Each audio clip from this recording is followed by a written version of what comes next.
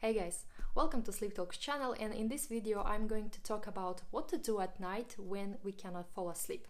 I'm going to share with you my personal experience with that, and none of this is a medical advice. I'm just sharing my insights and some ideas that I arrived to during my insomnia recovery, so I hope you will find it helpful. And I also encourage you to check out other videos on this channel, as well as subscribing to my Instagram page, where I also post something once in a while, and my weekly newsletter, Sleep Talks Letters, is also full of different insights on insomnia recovery, so you might find it helpful. I will provide all links in the description, check it out. So, what to do at night? This is the most common question I received from people, and I remember myself, I was struggling with that decision so much because I couldn't understand, what am I supposed to do when I cannot sleep? Should I stay in bed and try harder to sleep, or maybe I should get up and do something? Usually, the advice was to do something boring, something not so much stimulating,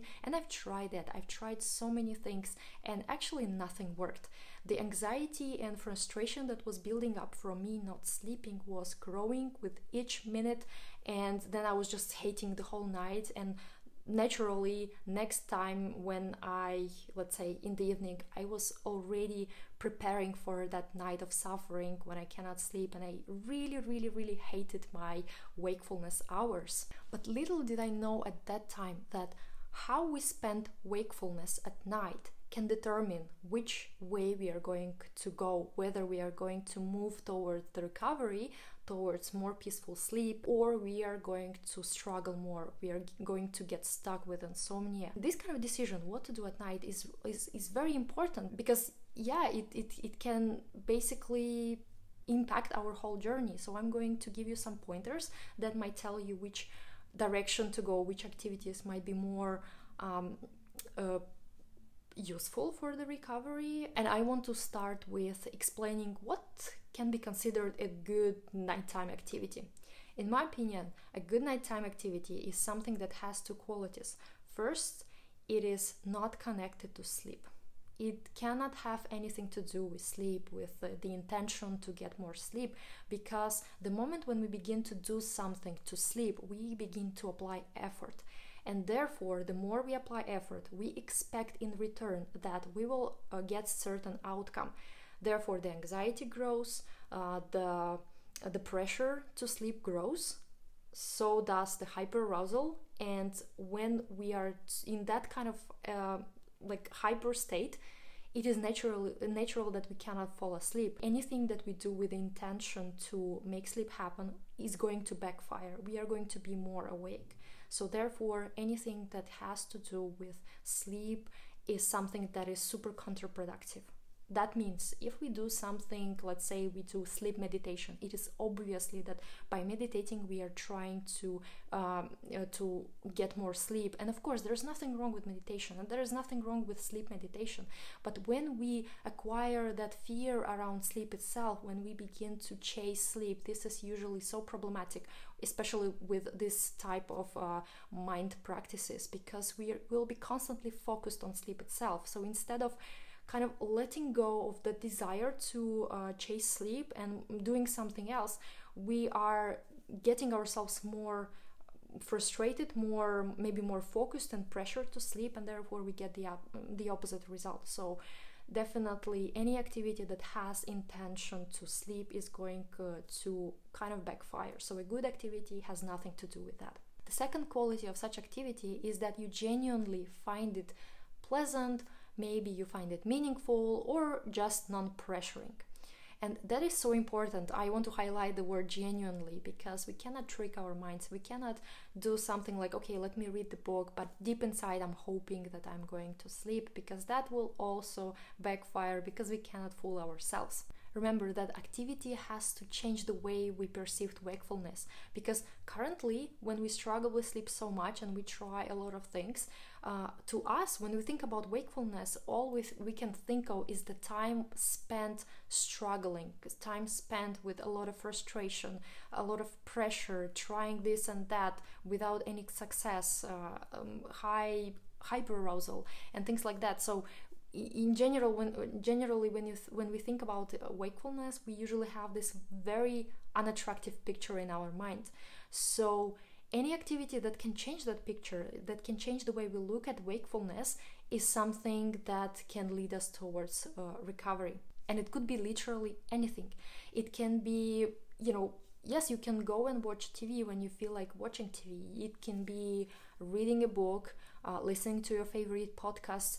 It can be simply you just get up and drink water. It doesn't really matter what you do. It can also be deciding that you don't want to do anything. You just want to stay in bed and chill there. That's also a good decision, because it comes from the place of not pressuring yourself to do something that you don't feel like doing.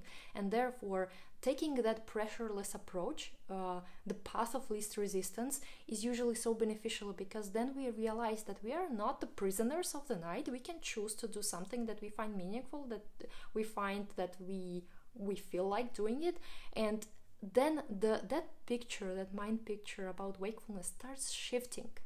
I know sometimes wakefulness can feel so terrible, and sometimes we just cannot find anything that we enjoy doing, and of course it's normal that we feel like we would rather sleep instead of having to do something.